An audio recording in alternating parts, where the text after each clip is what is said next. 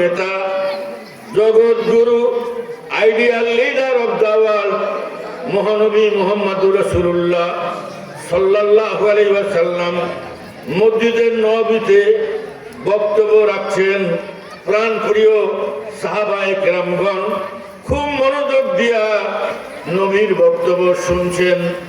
বক্তব্য চলাকালীন হঠাৎ করে এক সময়ে আল্লাহ নবী সাহাবায়ে কেরামদের দৃষ্টি আকর্ষণ করলেন, বললেন, হে আমার সাহাবায়ে কেরামগণ, সমাজে কিছু আল্লাহওয়ালা লোক আছেন, আল্লাহর খাঁটি বান্দা আছেন, ওলি আল্লাহ আছেন, তোমরা কি তাদেরকে চেনো? সাহাবায়ে কেরামগণ জবাব দিলেন, আল্লাহু ওয়া রাসূলুহু আলাম, আল্লাহ এবং তার রাসূলই এটা ভালো জানেন, আমরা বলতে পারবো না। এই জবাব আসার পর আল্লাহ নবী যা বলেছেন বুখারী শরীফে কোট করা হয়েছে। আল্লাহ নবী বললেন, আহলুল কুরআনি হুম আহলুল্লাহি ওয়া খাসসাতু, যারা কোরআনের আহেল তারা আল্লাহর আহেল, যারা কোরআনওয়ালা তারা আল্লাহওয়ালা, ওরা আল্লাহর খাঁটি বান্দা, ওরা ওলি আল্লাহ। হাত তুলে সুবহানাল্লাহ কও, আরো জোরে, আরো জোরে। এবার আপনাদের কাছে জানতে চাই যে আপনারা আল্লাহওয়ালা হইতে চান না শয়তানওয়ালা? আল্লাহওয়ালা। একটা জবানও বন্ধ থাকবে না, সব জবান খুলেন। আপনারা আল্লাহওয়ালা হতে চান না শয়তানওয়ালা? যদি আল্লাহওয়ালা হতে চান তাহলে আপনাকে আমাকে হইতে হবে কোরআনওয়ালা। বলেছেন বিশ্ব নবী মুহাম্মদুর রাসূলুল্লাহ সাল্লাল্লাহু আলাইহি ওয়াসাল্লাম। এবার আল্লাহওয়ালা হওয়ার স্বার্থে কারা কারা কোরআনওয়ালা হতে রাজি আছেন দুহাত তুলে আল্লাহকে দেখান, আর জোরে তাকবীর দেন, লিল্লাহি তাকবীর। আর একটু আওয়াজটা বাড়া যায় না ভাই? লিল্লাহি তাকবীর, আল কোরআনের আলো। না না, এবার সংসদে জ্বালাইতে হবে, ঘরে ঘরে বহু জ্বালাইছি, এবার ডাইরেক্ট সংসদে আল্লাহ যাতে কোরআনের আলো জ্বালায়। আল কোরআনের আলো হচ্ছে না যে সাউন্ড, এতগুলো লোক আওয়াজ এত দুর্বল। আল কোরআনের আলো, তোমার নেতা আমার নেতা নারায়ে তাকবীর। আল্লাহ আমাদের কবুল করুন। জোরে বলেন, জোরে বলেন। ভাইয়েরা আমার, যেহেতু সময় কম, আমি অল্প সময়ের ভিতরেই পঠিতব্য আয়াত এবং উল্লেখিত হাদিস থেকে নগণ্যভাবে দুটো কথা বলে, মাঝখানে মা বোনদের জন্য দুটো কথা বলে আমি বিদায় নিয়ে যাব। আসুন বাবা, আল্লাহ তাআলার নবী বলেন, কোরআনের একটা পার্শ্ব আল্লাহ তাআলা কুদরতি হাতে ধরে রেখেছেন, আরেকটা পার্শ্ব বান্দার জন্য রেখে দিয়েছেন। যে বান্দা কোরআন পড়ল, কোরআন বুঝলো, কোরআন অনুযায়ী আমল করলো, আল্লাহ রাব্বুল আলামিনের কুদরতি হাতের সাথে ওই বান্দার হাত মিলে গেল। কথা বুঝেন কি কম নাকি? কোরআন যে পড়বে, কোরআন যে বুঝবে, কোরআন অনুযায়ী যে আমল করবে, আলটিমেটলি আল্লাহ তাআলার কুদরতি হাতের সাথে ওই বান্দা বান্দির হাতের মিলন ঘটে যাবে। আরো জোরে সুবহানাল্লাহ। এই যে আমরা কোরআনের মাহফিলে বসেছি, এ বিষয়ে আল্লাহ নবী বলেছেন, মাদালিসুল উলামা খায়রুম মিন ইবাদাতি সিত্তিনা সানা। আল্লাহ নবী বলেন, কোরআনের মজলিসে বসা, ধৈর্য ধরে আলোচনা শোনা, শেষ পর্যন্ত অপেক্ষা করা 60 বছর নফল ইবাদত করার চেয়েও আল্লাহর নিকটে বেশি উত্তম। মানুষ যারা এখনো বাইরে আছেন, দোকানপাটে আড্ডা দিচ্ছেন, অযথা বাইরের সময় নষ্ট করছেন। সকলের কাছে বিনীত আবেদন, তাড়াতাড়ি এসে প্যান্ডেলের নিচে বসেন। এখানে যদি শেষ পর্যন্ত থাকতে পারেন, কোনো কিছু অর্জন করতে পারেন আর না পারেন, 60 বছর নফল ইবাদত করলে আল্লাহ যে সওয়াব দেয়, সেই সওয়াব আল্লাহ আমাদের আমলনামায় দান করবে। আমাদের নবী মুহাম্মদুর রাসূলুল্লাহ সাল্লাল্লাহু আলাইহি ওয়াসাল্লামের উপরে যখন এই কোরআন শরীফ, এই কোরআনুল কারীম, এই কোরআনুল মাজিদ নাজিল হওয়া শুরু হলো, শুরুতেই আল্লাহ রাব্বুল আলামিন 5টি আয়াত সূরা আলাকের নবীর উপরে নাজিল করলেন। এর কারণটা কি? এর কারণ পরিষ্কার। 40 বছর ধরে আল্লাহ নবী যে সমাজে বাস করতেছিলেন, সেই সমাজের মানুষকে ভালো করার জন্য, তাদেরকে ভদ্র বানার জন্য, তাদেরকে মাদক মুক্ত করার জন্য, নেশা মুক্ত করার জন্য, তাদেরকে ঘুষ দুর্নীতি মুক্ত করার জন্য আল্লাহ নবী 40 বছর পর্যন্ত চেষ্টা করেছেন, ব্যর্থ হয়েছেন। আমার আল্লাহ তাআলা কোরআনের এই 5টি আয়াত প্রথমে নাজিলের মধ্য দিয়া নবীকে বললেন, হে নবী, সত্যিকার অর্থে যদি আপনি সমাজকে সুদ মুক্ত করতে চান, ভুল মুক্ত করতে চান, দুর্নীতি মুক্ত করতে চান, জেনা মুক্ত করতে চান, সভ্য সমাজ পরিণত করতে চান, অসভ্য সমাজ বদলিয়ে সভ্য সমাজ জাতিকে উপহার দিতে চান, তাহলে আপনার উপরে যে আমি কোরআনুল কারীম নাজিল করা শুরু করলাম, এই কোরআন আপনি বেশি বেশি করে পড়ুন, এই কোরআন জানুন, এই কোরআন বুঝুন, আর এই কোরআন অনুযায়ী আপনি কাজ শুরু করুন। আমি রাব্বুল আলামিন আমার দেওয়া জীবন বিধান আল কোরআনের আলোকে জীবনযাপনকারীদেরকে রহম করব। পরিশেষে আমি তাদের উপরে এমন এক সমাজ উপহার দিব, যে সমাজে আর এগুলো অসভ্যতা বর্বরতা থাকবে না। সুবহানাল্লাহ কইলেন না? কথা বুঝার চেষ্টা করেন না কেন? বুঝলেই তো সুবহানাল্লাহটা বাইর হয়। ভাইয়েরা আমার, ওই যে আমি ওয়াজে বলি, জীবনে আয়না দেখে নাই। আয়না চিনেন না? আরে কোথাও পায় না কারোর। আয়না চিনেন না? আয়না মাইসি কোথায় দেখে? মানে সামনে ধরে। সামনে ধরলে কি দেখা যায়? কার মুখ দেখা যায়? নিজের মুখ দেখা যায়। এই চাচাইবার বুঝছে যে এক লোক জীবনে আয়না দেখে নাই, আয়না সম্বন্ধে তার কোনো আইডিয়াও নাই। এই লোক রাস্তা দিয়ে যাচ্ছে, তো আপনাদের এই যে রোডে যেমন দোকান দেখতেছে, অনেক লোকজন এখানে ভিড় করতেছে, তো সাইকেল থেকে নামিয়া জিজ্ঞাসা করছে, ভাই কি ব্যাপার, এখানে এত লোক কেন? তো লোকজন বলছে, এখানে আয়না বিক্রি হচ্ছে। দাম কত? বলে 1 টাকা। অনেক আগের কথা। তো বেচারা 1 টাকা দিয়া আয়নাটা কিনে নিছে, কিন্তু ওইখানে আর মুখ দেখে নাই, আয়না সম্বন্ধে ধারণা নাই।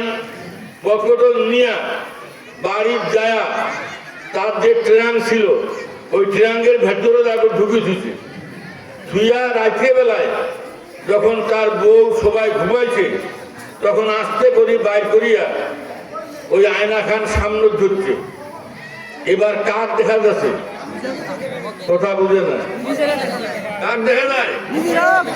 ওই জীবনে তো অব দেখে নাই, দেখছে নাকি?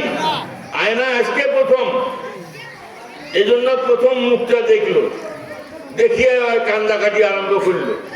কেন জানেন? ওর বাপ 1 বছর আগে মারা গেছে, দেখতে ওর মতনই ছিল। ওই মনে করছে এটা মোর বাপ মরিয়া, এটা তলব ছান্দে আছে। কোথায় কি বুঝ পাইছে? ধন্যবাদ। এইবার বুঝিয়ে পারবেন। ভাই যে কান্দন, আব্বা তুই মরিয়াইতে ঢুকি আছিস, আমার কেন খবর দেন নাই? খুব চুমা টুমা খায়া চোখের পানি মুছিয়া ট্রেন ঢুকি ধুছে। আবার প্রতিদিন একবার করিয়া ট্রেন খোলায় আর দেখে আর চুমা খায়। আব্বা ঠিক মতন থাকিস, আমি ঘরতে আছি, কোনো ভয় খাই না। কোথা কি বুঝা বলছে? এইভাবে হঠাৎ একদিন তার বউ, তার স্ত্রী, চেনার কিন্তু বয়স কম, এক সাওয়ার বাপ হয়েছে, তার স্ত্রী প্রায় খেয়াল করে যে কি ব্যাপার, এক ট্রেন থাকি বেরকিয়া কি দেখে, ব্যাপারটা কি। স্বামী বাড়িতে নাই, ট্রেন খোলিয়া বউ এখন আয়না বেরকিয়া সামনে ধরছে। এবার দয়া করে বলেন কাক দেখা যাবে? এত সহজ হওয়া যদি না বুঝি কি বুঝু? কি দেখা যায়?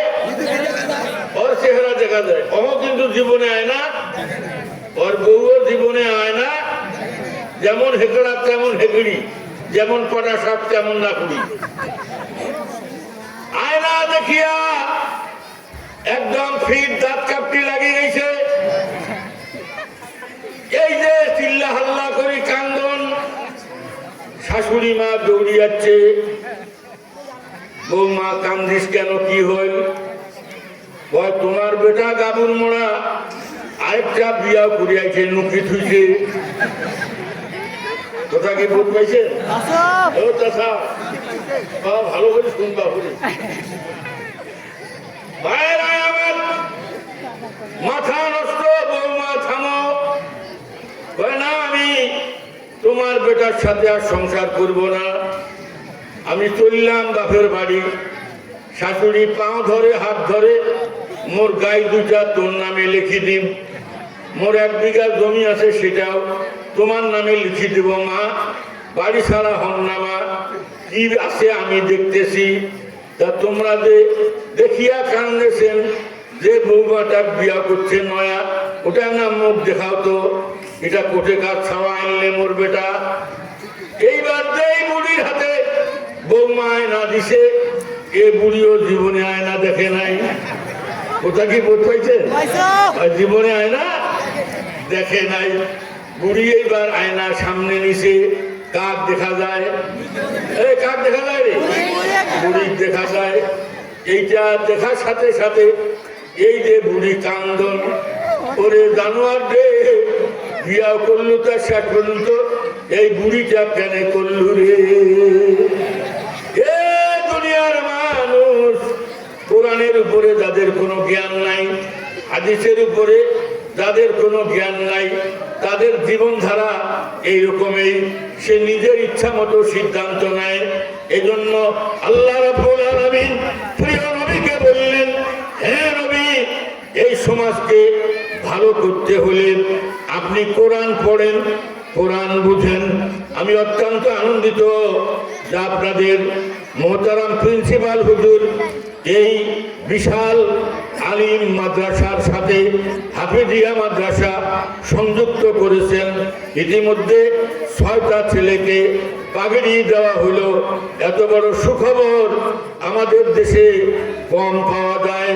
আমি একটি আয়াত পড়েছি, আমার আল্লাহ তাআলা বলেন, লাকাদ মান্নাল্লাহু আলাল মুমিনিনা ইদ বাসা ফীহিম রাসূলাম মিন আনফুসিহিম ইয়াতলু আলাইহিম আয়াতিহি ওয়া ইউযাক্কিহিম ওয়া ইউআল্লিমুহুমুল কিতাবা ওয়াল হিকমা ওয়া ইন কানু মিন ক্বাবলু লাফি দালালিম মুবিন। লাউয়া মাহমুদের ব্রডকাস্টিং সেন্টার থেকে ব্রডকাস্ট করে আমার আল্লাহ তাআলা বলছেন, এ দুনিয়ার মানুষ, নারী আর পুরুষ, আমি তোমাদের যত উপকার করেছি, ছেলে দিয়া, মেয়ে দিয়া, স্ত্রী দিয়া, স্বামী দিয়া, বাড়ি দিয়া, বিল্ডিং দিয়া, চাকরি দিয়া, যোগ্যতা দিয়া, আমি যত নিয়ামত তোমাদেরকে দিয়েছি, সর্বশ্রেষ্ঠ নিয়ামত আমি তোমাদেরকে দান করেছি, আর সেটি হলো মুমিনদের মধ্য থেকে একজন রসুল প্রেরণ করেছি। হাত তুলে আল্লাহু আকবার কও, আল্লাহু আকবার কও। আমার বক্তৃতা যদি 10 জন লোক বুঝেন, দিনের বেলায় বক্তৃতা করলে একটু কষ্ট বেশি হয়, আমার এই কষ্টকে আমি সার্থক মনে করব। 10টা লোক যদি বুঝেন, দয়া করে একটু গভীর মনোযোগ দেন। আমার আল্লাহ বলেন, তোমাদের দুনিয়ায় বাবাই এই ছেলে এই তালবিল ভাই এই একজন লোক উঠতে পারবেন, একজনও না। এই যে মা বোনেরা এই প্যান্ডেলে আছে না, মা বোনেরা দেখেন কোনো ডিস্টার্ব নাই। আমি এই দোহল পাড়ার মা বোনদের জন্য দোয়া করে যাই, আল্লাহ তাআলা এদেরকে মায়েশার মতো, খাদিজার মতো, রহিমার মতো, আসিয়ার মতো জান্নাতি মহিলা হিসাবে কবুল করুন। আপনাদের এখানে বোধহয় পাগলপাড়া নামে একটা জায়গা আছে, আমি ছোটবেলায় ছিলাম, শুনছিলাম পাগলপাড়া। তো ওইখানে আবার একটু খোঁজ খবর নিছিলাম, কিছু মাছ ভান্ডারির লোক ছিলেন, এখন বোধহয় আর নাই, এলাও আছে। কি সুন্দর করিয়া গান কয়, মইরা গেলে ভূত হমু, শেওড়ার গাছে তৈরা রমু, মানুষ দেখলে ঢিল ছুড়মু, তবু নামাজ পড়মু না রে মুন্সি মিয়া। আরে চব্বিশ আমি সম্বল আমার তসবি খানি, বাইরের কোরআন ছাড়ো, ভিতরের কোরআন ধরো, ও গো মুন্সি মিয়া। এ দখল পাড়ার মানুষ, একটু ধৈর্য ধারণ করো, কথা আমি পরিষ্কার করে দিয়া যাব। আমার আল্লাহ তাআলা বলেন, তোমাদেরকে আমি দুনিয়ায় যত নিয়ামত দিয়েছি, এবার দয়া করে বলেন আমাদের ছেলে মেয়ে কে দিয়েছে? একটা দোকানও বন্ধ থাকবে না।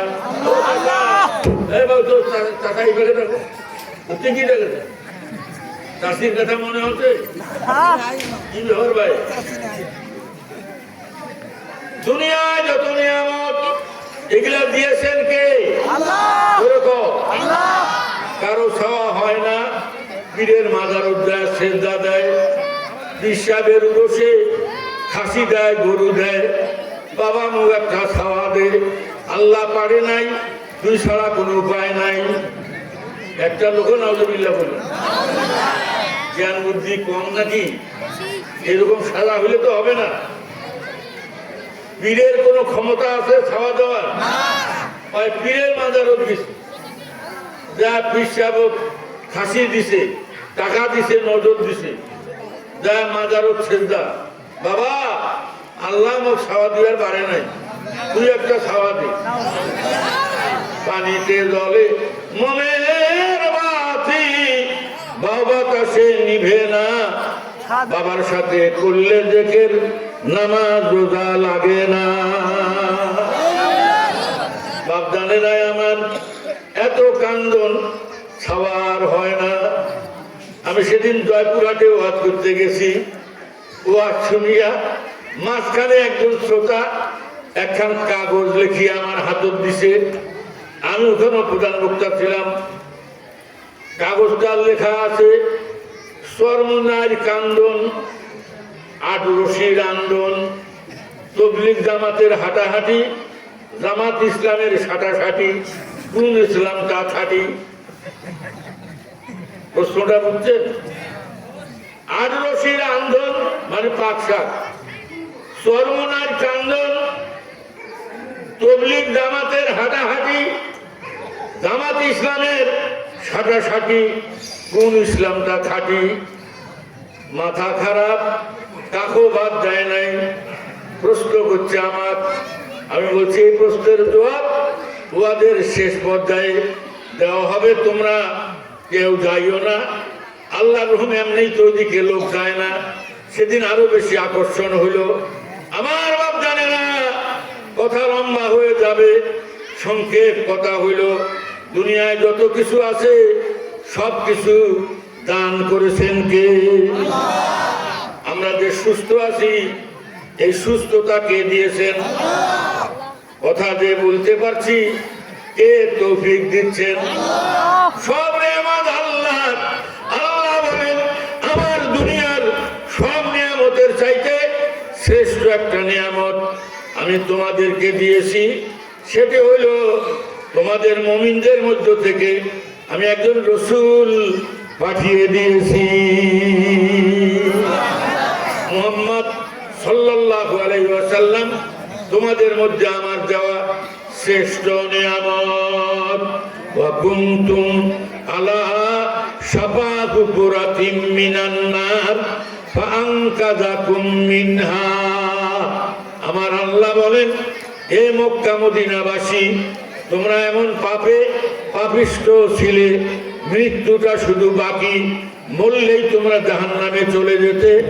তোমরা জাহান্নামের তীরে অবস্থান করছিলে, আমি দয়াময় আল্লাহ আমার রসুল পাঠাইলাম, রসুলের উপরে কোরআন দিলাম, আমার নবী কোরআন কেন্দ্রিক তোমাদের দাওয়াত দিল, তোমরা সেই দাওয়াত কবুল করলে, ফলে আমি তোমাদের জাহান্নাম থেকে মুক্তি করে দিলাম।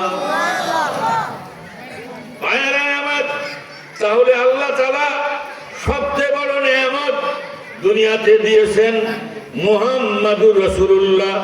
জোরে জোরে বলেন সাল্লাল্লাহু আলাইহি ওয়াসাল্লাম।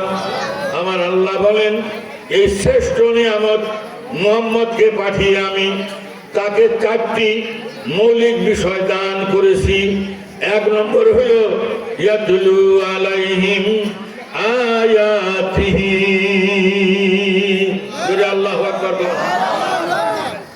আমার খুব ভালো লাগছে আজকে যিনি সভাপতি আমাদের এই ডিমলা উপজেলায়, ডোমার উপজেলায় আরবি গ্রামার, নাহু, সরফ এই মৌলানা খালিদুলের মতো বুঝে এরকম আলেম খুব কম। এরকম একটা নিয়ামত আপনারা প্রিন্সিপাল পেয়েছেন, আল্লাহু আকবার বলেন।